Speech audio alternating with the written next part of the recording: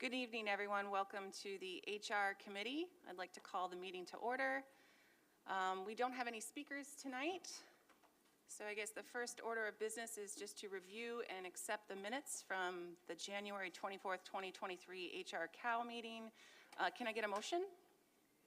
Move. Can I get a second? Second. Okay, motion by Commissioner Adams, seconded by President Elliott. Sorry, I had to think there for just a second, sorry. All in favor? Aye. Any nays? Okay, moving on to our first order of business. Tonight we have a staffing and recruitment update. I'm going to go right ahead and hand things over to Chief Miller, who will be leading us through this discussion tonight. Thank you. Thank you, Commissioner, members of the board, Superintendent Peluso. This evening, we are kicking off the HR Committee of the Whole with some new energy and some new branding with our new slides, but we also are adding a component to our meetings moving forward where we will spotlight staff in the district, because what we want to do is better personalize who our staff are, what they do by unique roles, and to really just uplift the people that are working in the Rochester City School District. And so this evening we are going to recognize one of our teaching assistants, and to get us started we actually have a video that we're going to play to kind of personalize who he is. And Mr. Noel Cologne is one of our teaching assistants at Abraham Lincoln School number 22, and we'll cue the video. Hello, my name is Noel Cologne, teacher's assistant at Abraham Lincoln School 22. Now, here at 22 School, I help in supporting a bilingual 411 classroom, helping with students at 3 grade levels. This year we're 4th, 5th, and 6th. I also do the safety patrol program. It's a great program. Kids learn leadership skills, life skills. It helps them give them strategy of being successful in all areas. The opportunity to establish relationships with the families and the students. At the end of the day, you know, what make any school successful is having that relationship between home and school. And so when you're part of that, chemistry, that formula of success, then you know it motivates. And what motivates me, you know, to come to school is to see those kids, see them be successful. The best bedtime routine for weight problems is this unusual bedtime ice hat.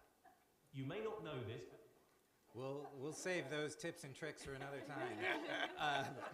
Mr. Cologne is someone with 3 decades of experience, someone who's very invested in our community, is a role model for his colleagues and for our students, someone who has a significant impact and influence at his school and in our community. And here to speak about his impact and his influence and about the work that he does is his principal, Dr. Clinton Bell. Good evening. Thank you for having me.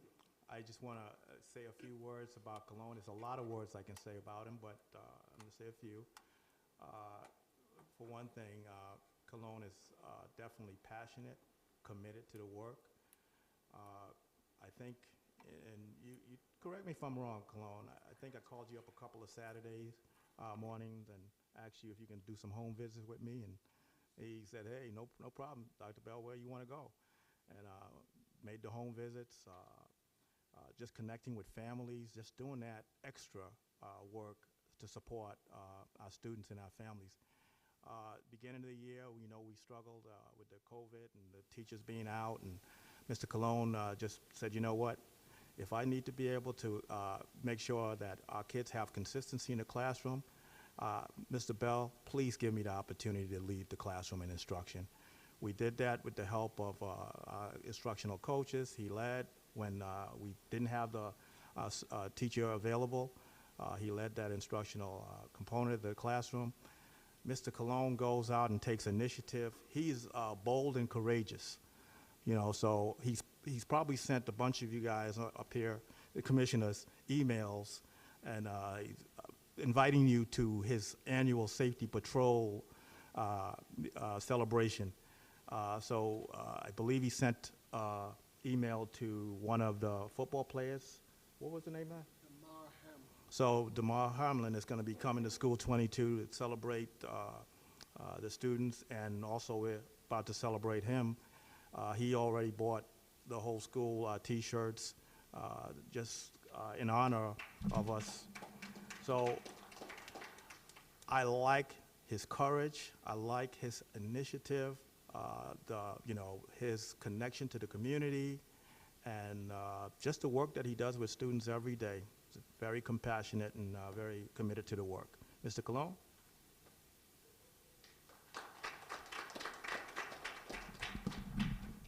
Thank you, ladies and gentlemen. Thank you to the board, Madam President. It's good to see you, as always, Mr. Superintendent, members of the board. As I can see, what we do at 22 School, I am a product of the Rochester City School District. I went to elementary at 28, and at Franklin, I graduated in 1984. And so since the age of 15, I started working with kids, and I started at Baden Street. And Madam President, you were the ones that gave us a workshop about get to know your camper. And so using those tools that I remember and reminisce, that's what I've been doing. And I've been working with the district for 30 years, and I love it. I love working with kids. The kids really react. We have a very close-knit staff, and we have a very good relationship with our parents. And like I said in the video, the success of any school is to be able to establish a relationship with our parents. And it's funny because now I'm getting the first class that was through 22 School. Now I'm getting their children, and they're telling me, Mr. Colon, here's my kid. You know what to do, and so forth. So it's very rewarding, and so and for me to be here in front of you, it's very humbling, because I know there are others in our district that do the thing day in, day out. They're passionate. They're dedicated. They go beyond the call of duty. They go beyond, whatever is the what they say. These are my restrictions or my description of my job. That sometimes we have to go above and beyond to get that family engaged with our schools and so forth. So for me, I'm very, and like Mr. Bell said, I also run the Safety Patrol Program, which I invited Madam President and Mr. Superintendent and Vice President LeBron, who's not here. I don't see her, but anyway, it's a wonderful experience for both the students, the staff, and the families to see leaders of their board present and so forth. So it's very impacting, and highlighting. I got in contact with DeMar Hamlin, and I was telling him, how I would like for him to be there, because he's an inspiration. And so one of the things that we want to do in that day is to making him an honorary captain of our Safety Patrol Program, because he's a miracle walking, and so he acknowledges that. So I don't want to talk too much, because I know there's other businesses to be taken care of. But I want to let you know that I am proud to be a Rochester City School District employee, and I am proud to have relationships with certain members of the board, and I'm hoping that we can continue. I did tell Mr. Bell that in 2 years I want to retire, but Madam President got me and said, So I just want to give back. My thing is about giving back. It's not that I want to walk away from the students. I want to give back in other ways, and so forth, and continue to be an impact not only to our families but to our community and so forth. So thank you very much for this distinction that you've made for me. I'm very humbled. Like I said, there's a lot of us out there doing that. So I want to congratulate Mr. Miller for having that initiative of highlighting staff member. It's good to know that, and it's good to know that the fact that me and the media don't have a good relationship. I'm going to be very honest with you, because I think media does a lot of negativity for our schools, for our city. And so, if I ever become a mayor, which I don't know if that's going to happen, but the one thing I would do, I would line up with my general manager of my of my stations and say, y'all need to promote us positive. If we want student growth, if we want our kids, our enrollment to increase, then we need to do it, and media has to do that. So that's another conversation, but thank you very much, Ms. Elliott. One thing about having passion, and it's you can't stop talking about the work, and that's Mr. Cologne. So if you come by School 22, and if you don't have enough time, you're going to be in trouble because he's going to want to talk to you for a long. We knew he got warmed up when he put his arm down on the. That's okay. But also about the position of TA. Are you just a TA? Well, I am a TA by title, but I do a lot of things. Because in a school, you have to know how to wear different hats at different times. And so we, in our school culture, that's what we do. We're TAs, we work with our kids in a self-contained setting, but we also, if we need to support our lunch, we do that. If we need to support other areas in the school, we do that, because that, at the end of the day, we're all on the same team. You know, I always say that to Mr. Bell, we're all on the same team, no matter where we at, we're on the same team. And so we need to, you know, be available and flexible to whatever the needs of the school, because at the end of the day, it's about the children. And that's why we're honoring Mr. Cologne today. It's more than just that title of being a TA. He's an educator. He's educating students and families, and he's committed to doing the work. So I want to thank you again, Mr. Cologne, for everything you do. Thank you. And then, not to interrupt your presentation, Chief Miller, but I want to give the commissioners an opportunity just to thank Mr. Cologne. And if you forgive me, I'll just quickly start and then pass the baton. Mr. Cologne, thank you. You are exactly what is so positive about this district that people tend to take for granted, and what you were saying about the media. You are it. And I thank you for everything that you do. I don't know if people really understand that developing those critical relationships with our students, that is what education is all about. And you're doing it every single day. You're not just a TA. I heard that. There's never just a TA. The critical role that TAs play in our district can't ever be taken for granted, and you go above and beyond. And I have heard such wonderful things about you. I look forward to seeing you in action at your school one day. You are providing a foundation for our students and our families, and I thank you. Thank you so much. I'm going to go ahead and we'll start with Commissioner Adams. Go ahead. So I would personally like to develop a relationship with you and get an invite from you, because I'm for real about Mr. Hamlin. All right. He's given, his shirt is the number 3 on it. Yeah. And that's the shirt. So if you come by, sir, we got you. All right. Thank you, Commissioner Adams. We'll go ahead and I'll just keep continuing down the row. Commissioner Simmons? Okay, I'll go ahead and take it and let President Elliott have a final say, because she's got that real strong relationship with you. And I just wanted to acknowledge something you expressed when you talked about the home-school relationship, and that is the nucleus of success. And I mean, you need to tag that, and we need to do something with that, because that is so importantly the truth.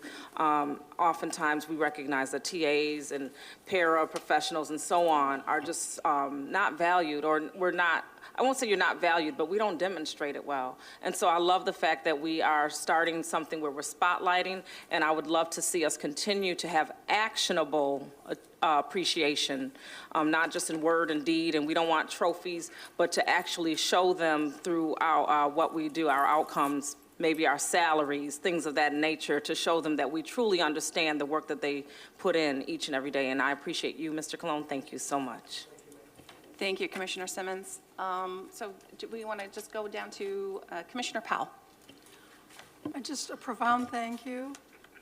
When I hear that you're willing to do home visits, that's such a critically important task that a lot of our teachers are unwilling or afraid to do. In particular, I know that some households in our community won't come to the door unless they see a face they recognize. So, you know, in recognizing you from the School 22 community generationally, that's a foot in the door, like that can only yield positive results. And for that, my sincere thanks. Thank you, Commissioner Powell. I know that Commissioner Patterson is on the Zoom. Commissioner Patterson, did you want to comment? He is not. He is not? Okay. Pardon me? Okay. No problem. Thank you. I also wanted to just mention that Vice President LeBron had a conflict this evening, and that's why she is not here. I'm sure she'll be reaching out personally to you. President Elliott. If I can get through this without crying. I was sitting here and I was just going through mail and stuff, and then I looked up and I saw who was being honored. And, you know, we go back a long way. You know, we've been doing this work a long time, being in the trenches, you know. When we were on Zimbrook, you know, when Baden Street had a relationship with School 22 at the time, and you were always everywhere. Always everywhere, trying to meet the needs of the people in our community. And you're not new to it, you're true to it, and I know it. And I just appreciate all of what you do for our students and all of what you do for our families. You are the epitome of the kind of employee that we need in the Rochester City School District. If people really want to know, if any employee really wants to know what does it take in order to be successful in this district, they can look to you. Look to you. Thank you. Thank you, Madam President. That You means a lot know, to me. these are, this is the work. You know, it's not the work of the president, not the work of the superintendent. This is the work. And the fact that, you know, whatever job needs to be done, you're willing to do it. Yes, ma'am. That says a lot, because a lot of people in this district, that's not the case. They'll throw up the union contract in a minute. But to have, because it doesn't take a union contract, it takes people who are willing to do this difficult work for our children. Yes, and ma'am. then to know that you care, and Yes, that they know that you care. And so I'm just, I don't have words. You know, you know my heart. You already know. And I appreciate all of what you do, and thank you so very much. I'm 30 years, and I don't know if you talk about retiring in 2 years. You know you ain't gonna be able to sit home. So we will continue to, we want to continue to have you in this district for a very long time, because our children and families need the kind of caring Yes, that ma'am. you provide, and it is appreciated. And on behalf of the superintendent and myself and the board, we really do appreciate all of what you're doing. Thank you so very Thank you. much. Looking you. forward to seeing you on June 21st. Yes, Madam yes, President. yes. I'm gonna miss church that night. Thank you Thank very, you. thank you very much. So we're going to welcome the board and the commissioners to come forward to pose for a photo and to honor Mr. Cologne with a certificate.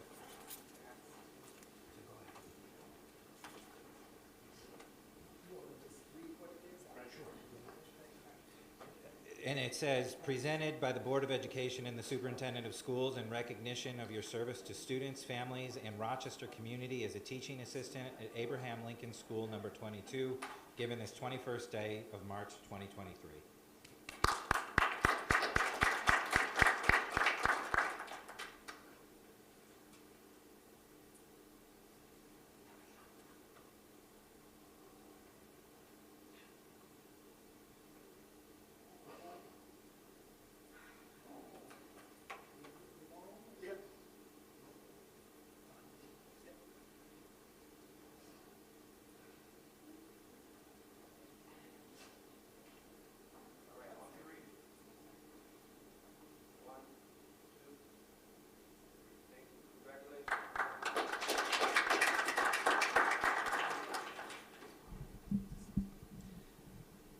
So back to our regularly scheduled program here.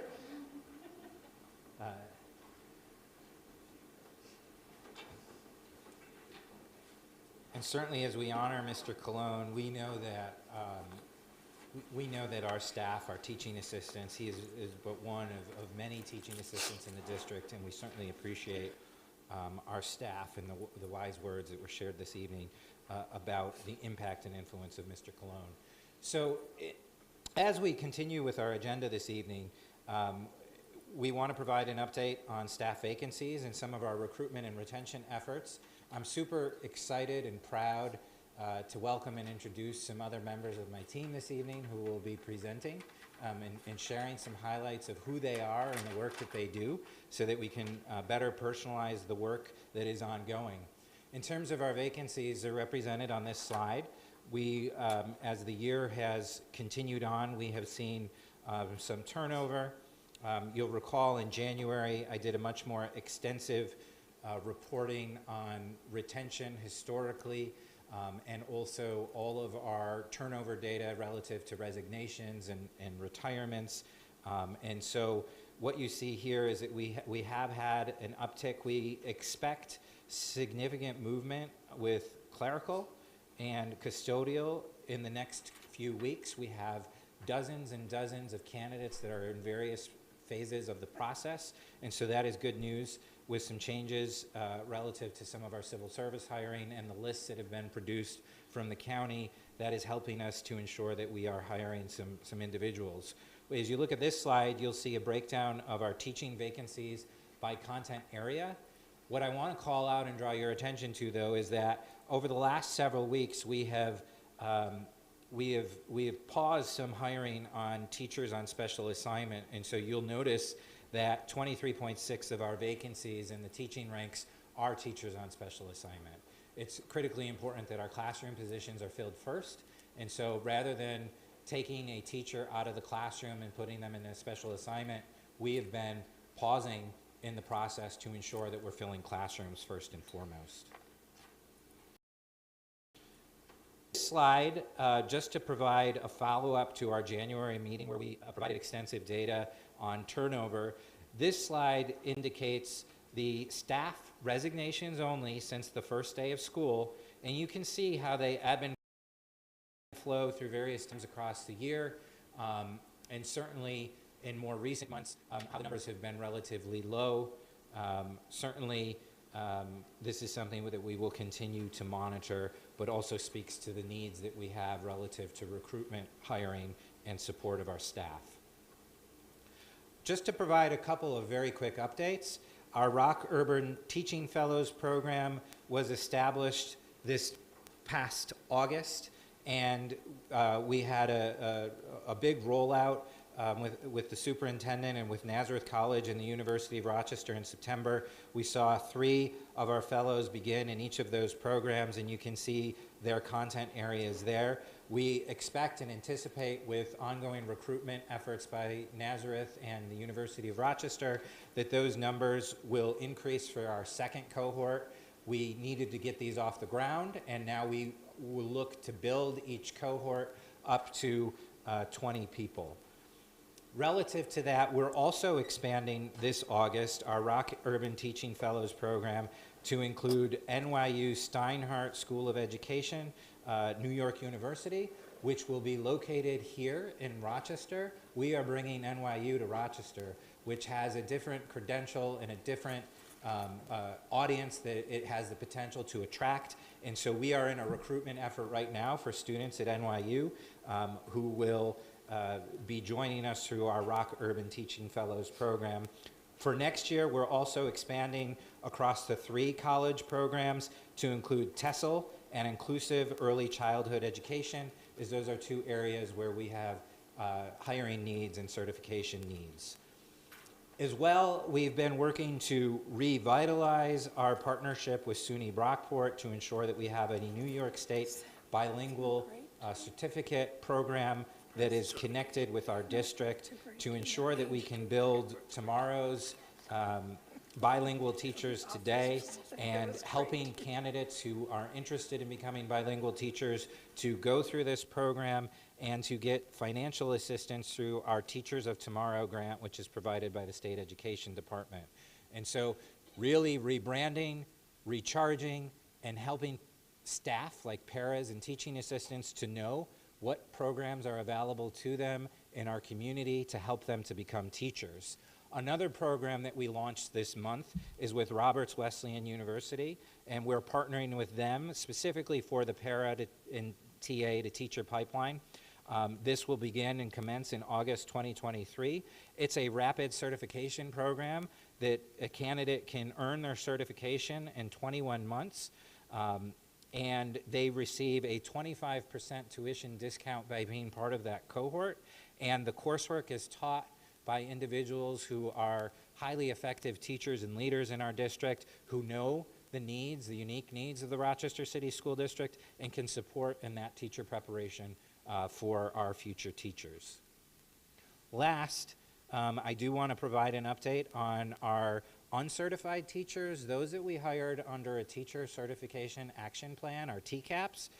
At the beginning of the year, you'll recall, we've hired 454 teachers for this school year between the start of the year and some of the turnover. 165 of them we took a risk on relative to hiring them without full certification with the intent that we would support them. We'd hook them, we'd bring them into the school district, and we would work with them to ensure that they obtain their certification and that they would stay a teacher in the Rochester City School District. And so what this slide delineates is the status of each of those individuals, where they are, and nearly over two-thirds of them will be fully certified soon, some of them already fully certified. So with that, I mentioned that I'm very proud of the team, through the board's support. We've added resources to the Office of Human Capital to ensure this work that I've highlighted and the work that these team members are going to highlight can be done. If we're going to be aggressive in our recruitment and retention efforts, we have to have some support to do that. And to do that, we have hired a new director of recruitment, selection, and retention, and a recruitment team. And so I'm going to welcome them up, and they're going to be speaking with you this evening.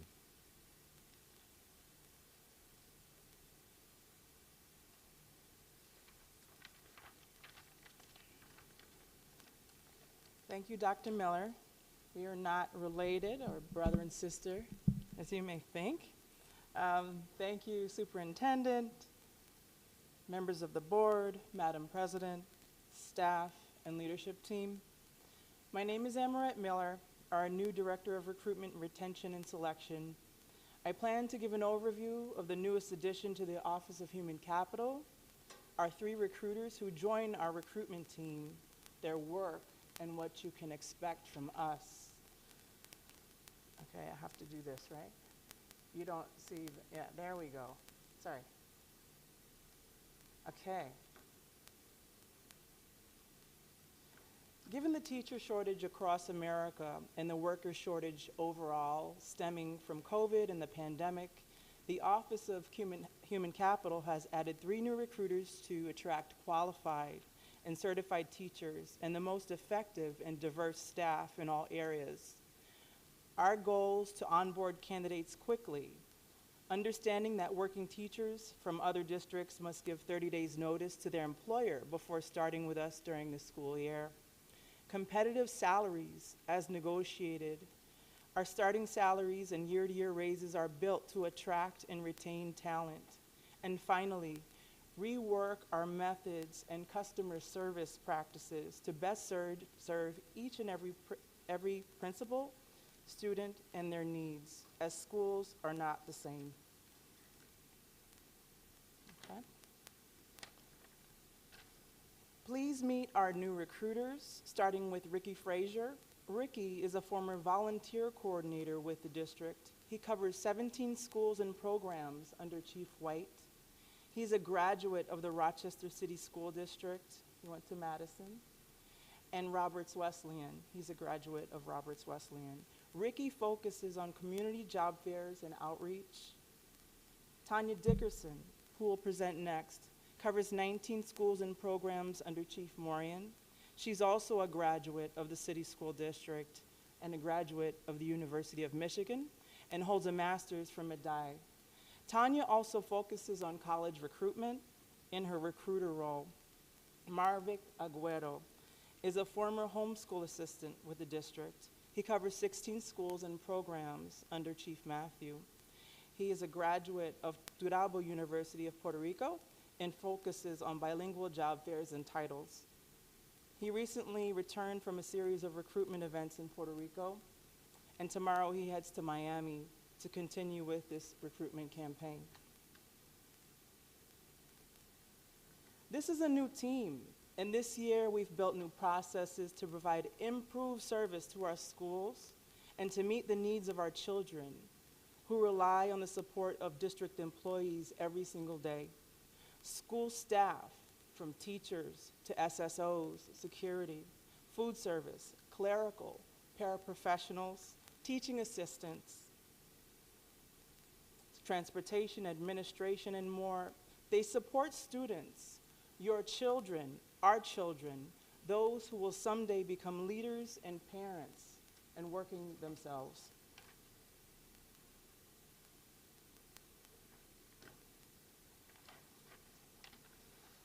The recruitment team is always on the go.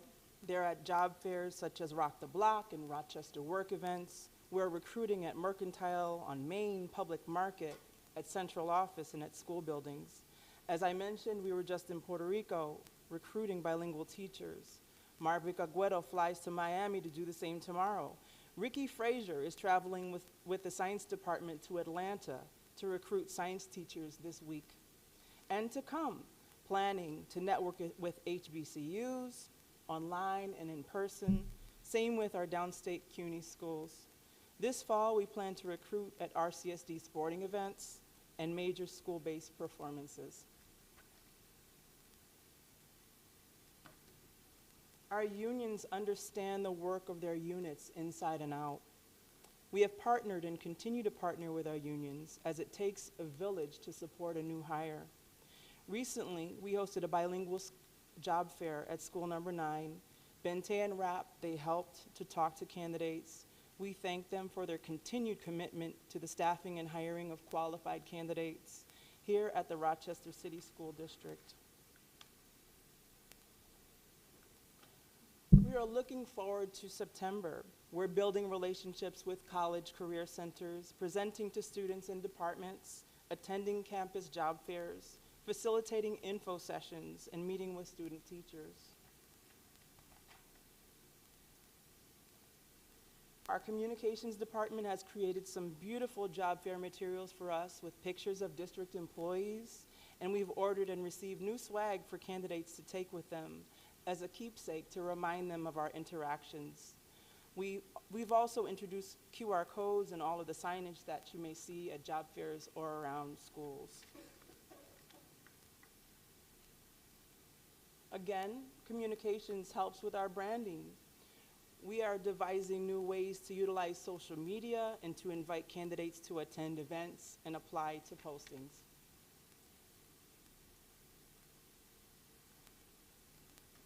We're planning to continue utilizing all methods of outreach to attract candidates through the end of the year and summer leading into the 2023-24 school year, including news media, print media, radio, social media.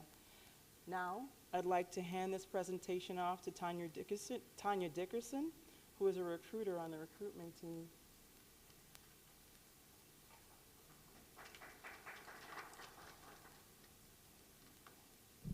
Moment while I lower the mic. I am short.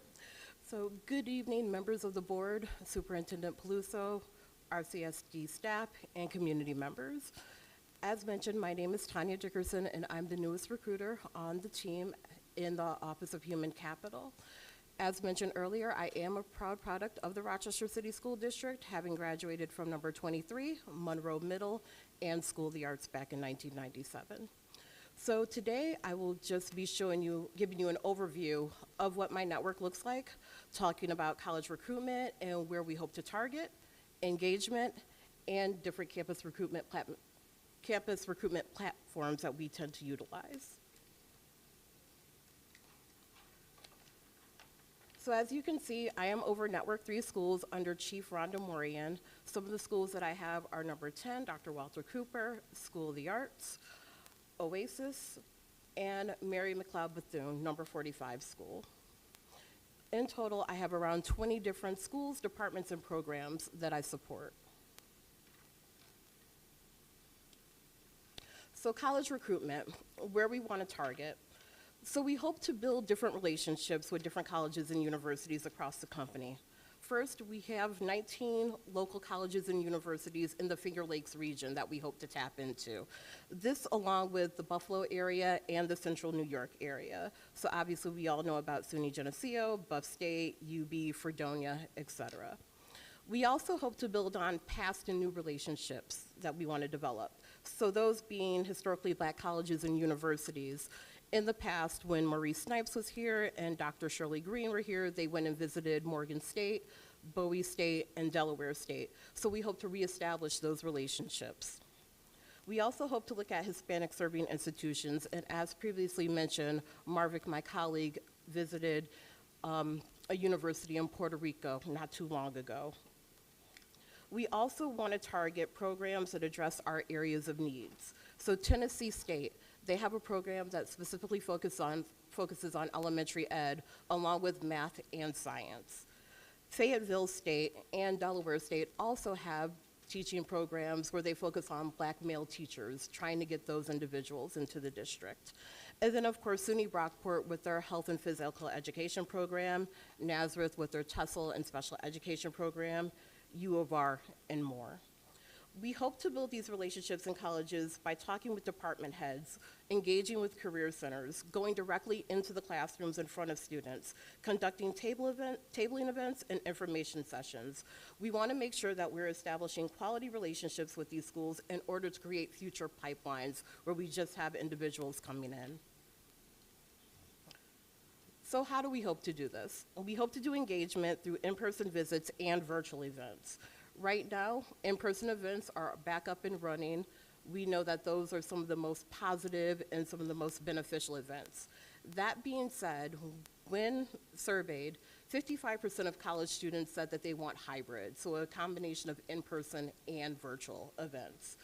Virtual events help us to reduce cost. As we know, we can't travel to every college and university, but we can hold virtual events to target those different communities. They help us extend our reach and they increase productivity that we have. So how would we do that? So as you can see, Handshake, Simplicity, Career Eco, Purple Briefcase, and Zoom are just some of the different platforms that are being used by colleges and universities. Handshake is probably the most popular with the majority of colleges and universities using it.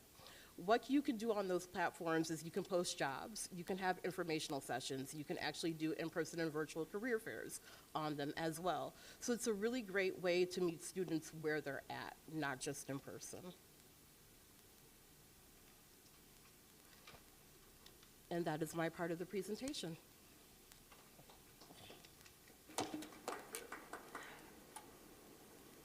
Dr. Miller, do you want us to pause maybe for any questions, or do you want us to wait until the end? If you want to ask questions now before we get into the next section, that would be fine. Okay, fantastic. Thank you so much to you both for your presentation, and I am really excited to see this rebranding and recruitment in our district, and I'm feeling really positive for the first time in a long time. I'm going to go ahead and I have a couple questions just related to Dr. Miller, some of the information that you presented. One of the questions was that I really appreciated that you presented the information or data around our TOAs because it looks a little deceptive when you see those numbers. And I think that, you know, we're utilizing the certified teachers that we have and pulling them out of those positions when needed. And I know that's not always ideal for teachers to have to do that, but when we have 26 TOAs that can be put into the classroom, that really does help to alleviate some of the strain that we're feeling. However, I can't emphasize enough that having TOAs in those positions is so critical for our district moving forward. And when we think about what those teachers on assignment are actually doing, they're the ones who are able to pull kids aside and do that targeted intervention. And that's when we really start to see you know, those twos becoming threes and some of that targeted intervention that we need. And so I hope that we're continuing to recruit for those positions, although I understand the need right now. One question I had was, and that wasn't quite clear, was how do we ensure that we don't lose the people who we are allowing to get certified or that we're helping to get certified? What are the requirements in terms of how long they commit to the district? Because we don't want to lose this investment to the suburbs, right? So how do we ensure that they stay? Sure. So for the programs that have financial assistance connected to them relative to tuition, there is a commitment to stay in the district and provide 3 years of service. So there's a hook there, right? There's an exchange of an incentive. For the individuals on the Teacher Certification Action Plan, there's no hook, but our care, our support, and our involvement with them, all of those relationships has an impact in trying to retain individuals. We provide them mentoring support, and it's our hope that they will stay with the Rochester City School District. Many of them have been with the Rochester City School District for several years as teaching assistants or as paraprofessionals, and so we're helping them to get across the finish line to finish their certification. Awesome. Thank you so much. I'm going to open it up to our other commissioners. Is there anyone who'd like to comment? Yeah. No? Commissioner Simmons, go ahead. Actually, I wanted to ask you a question. You said 3 years being the commitment. Why not for like a full cohort year? What made that distinction for you? Yeah, so it's a fine line, right? Because there reaches a point where if you have too strenuous a commitment, people begin to reconsider whether that's a commitment that they want to make. And so without having to pay some of that investment back, the research around this or the practice that other school districts have found is the sweet spot That's is the about sweet 3 spot. years. So Yeah. something digestible. Awesome. Yeah. Thank you for that clarity. On slide 10, you talked about pathways to teaching and kind of gave an overview of the criteria around what you're looking for when you identify pairs and TAs that you'd love to recruit into the teaching profession and help them receive certification. Wondering, outside of them self-selecting or applying for this opportunity, are there targeted recruitment efforts that are happening where there maybe a school has identified this strong candidate and the candidate may not recognize, you know what I mean? And the principal may lift them and say, hey, take a look at this person, and then there's outreach. Is that happening? Yeah, so we're doing a number of things to target. One is informing all, encouraging colleagues to recommend and support, and asking for recommendations. We could look deeper at that to ensure that we get more folks in that. Yeah. But that kind of targeted outreach is something we've explored. There's probably a couple more strategies that we could try around that. Absolutely. And just 2 more things. I was just thinking on to Ms. Miller and Ms. Dickerson's. First of all, I know you got some hitters on your team now, so I'm excited and waiting to see what's going to happen because I'm very familiar with both individuals and their work. So, yay. I'm excited to see the efforts around the HBCU recruitments, and it just brought back, I thought about Jackie Dobson and those years where there was a culture here in Rochester to go on those college tours, and I even remember being able to chaperone one of those tours when I was an advocate, and then Shawanda Evans used to coordinate those with Hillside Work Scholarship, where we bust down like 40 kids to DC and North Carolina A&T, and all of those pieces, and kids would not come back the same because their vision had expanded. So I'm so excited to see what we will do, and hopefully we will be able to rebuild that culture. And brother, I forgot your last name. Abero? I didn't say, I'm a practice. Forgive me, but I saw you in Puerto Rico doing your thing, so kudos to you and Mr. Frazier. Enjoy that. Safe trip to Atlanta as we recruit. Bring them here. We need them. And my last piece, I think I lost it. Oh, recruitment around CTE. So we're targeting classroom teachers and things of that nature, but I know Mr. Sheldon Cox mentioned that we need CTE teachers. Tell me about that, please. I met with Sheldon Cox today. We're planning a job fair around CTE for May or June on a Saturday. We'd like to encourage those who are teaching in other districts to consider teaching with us. High needs areas are technology. Also, we're developing cosmetology. We are looking for construction and all around CTE. So we are planning a robust campaign with social media and outreach. Perfect timing. Beautiful, thank you.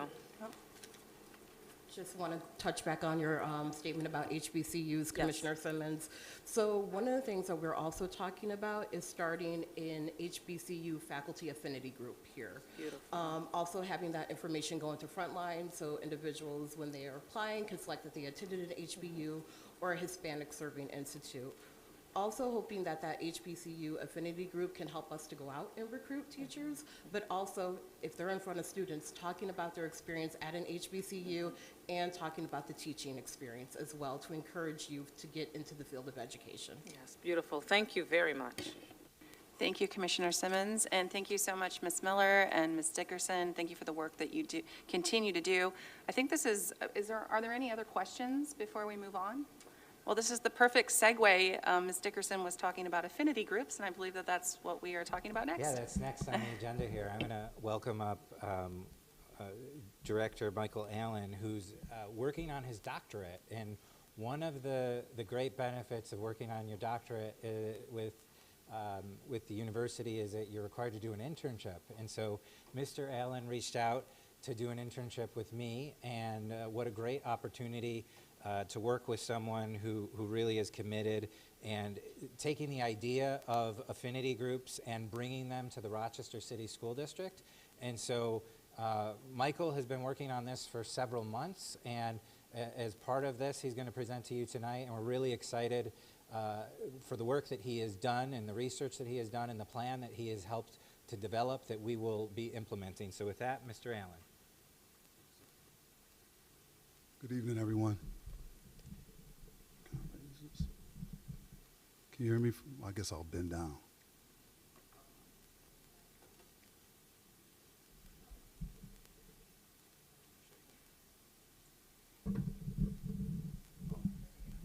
Thank you, my man. All right, again,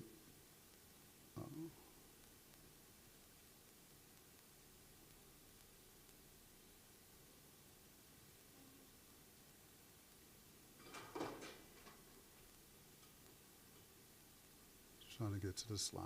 Apologize. Okay. All right, again, thank you, everyone. Good evening. As Dr. Miller mentioned, I'm doing this as part of my doctorate program. I'm currently enrolled in St. John Fisher. So it's been a pleasure working with Dr. Miller and his team so far. And as he stated, this work has started back in September, October. And I originally came to him and we had a conversation about different initiatives that the district was working on, this being one of them. And so I jumped right in and volunteered to work with him on this particular initiative. So affinity groups generally are defined as a group of people linked by a common interest or purpose. More specifically, affinity groups are organized based on social identity, shared characteristics, or life experiences. They are also safe spaces for historically marginalized groups to come together for social emotional connection and peer support. They are voluntary, they are employee-led, and they are non-exclusionary, which means that anyone has the right to join any affinity group. They are not unions, which means they do not represent employees regarding the terms and conditions of employment. They are not clubs, so no sports or hobbies. And most importantly, they are not in conflict with district priorities or expectations.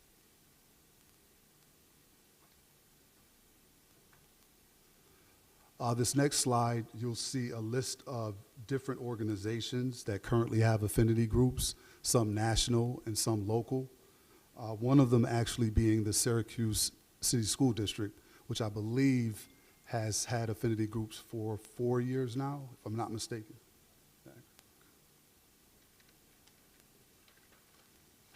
The next slide shows a few examples of affinity groups within these particular organizations.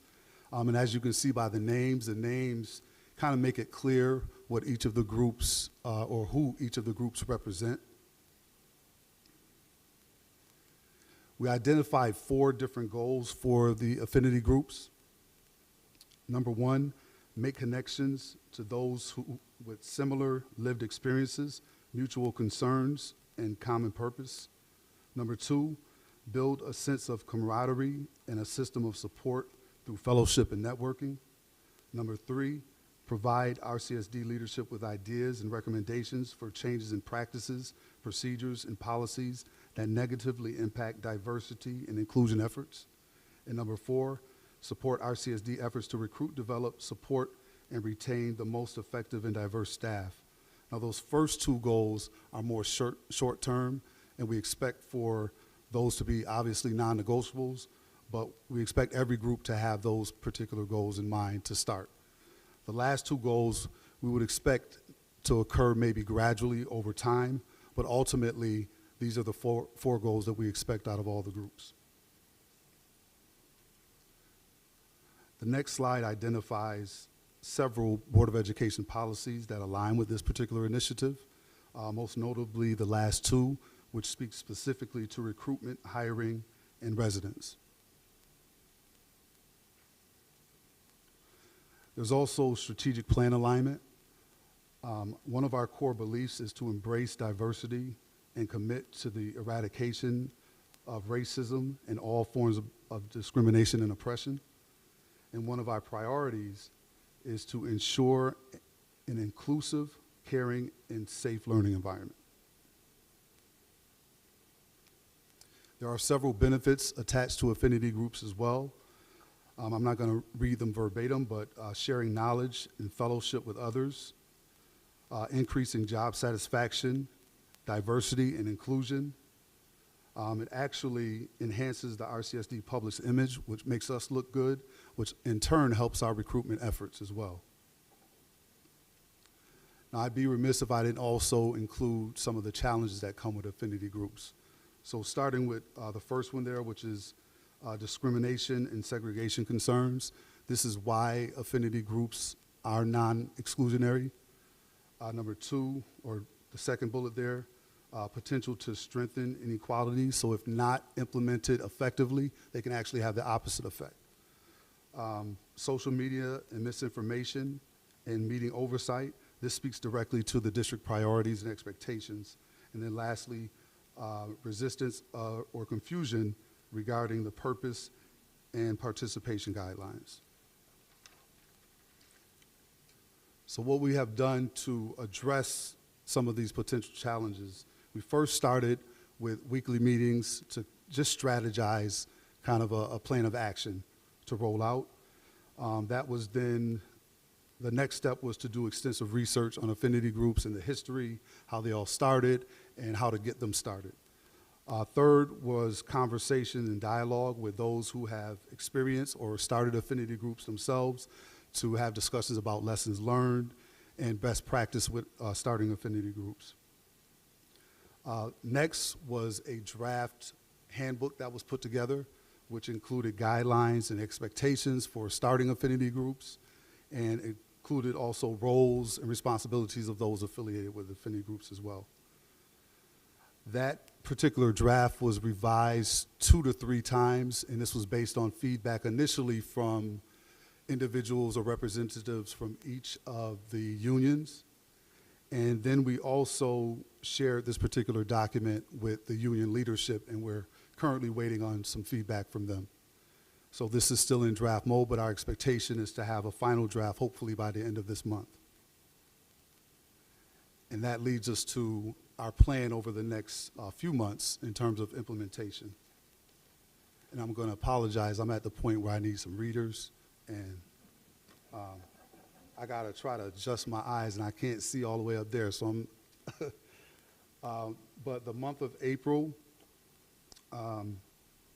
includes creating an application and supporting documents. Depending on the supporting documents, they would obviously attach to that application. The month of May includes the recruitment and outreach to the facilitators. So those facilitators would be individuals who actually serve as the leaders, if you will, of the affinity groups. The month of June includes the interviewing, the selection and the training of those facilitators, and also identifying liaisons, which would be individuals in HCI that would serve as the liaisons between the affinity groups and district leadership. And in the month of July, the plan is to have membership recruitment during the month of July, and finally ending with an official launch in the month of August, and hopefully some type of kickoff event with the goal of having 3 to 5, we'll start modest, 3 to 5 affinity groups that start in September.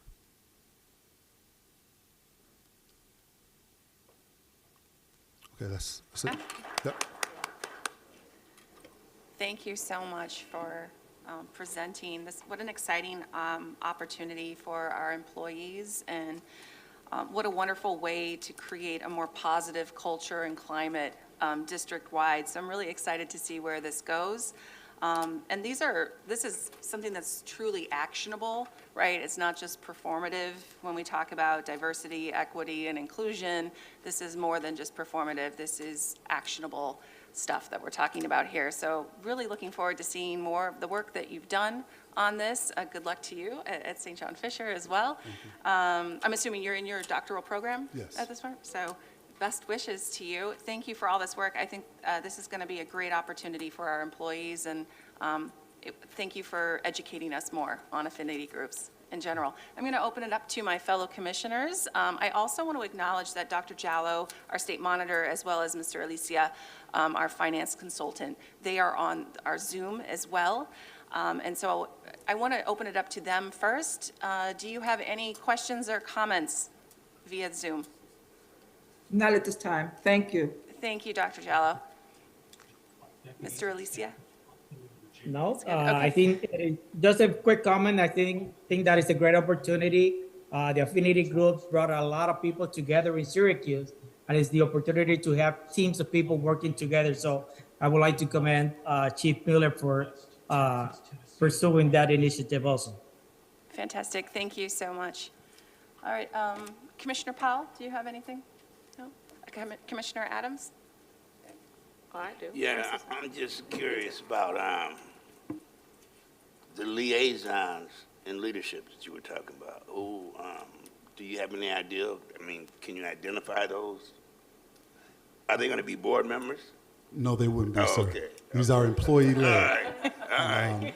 But the liaisons would potentially be members of the HCI the department. HR committee. Yes. All right. All right. Thank you. And I'm so sorry, Commissioner Simmons. you like to Did be- I overlook you? A-okay.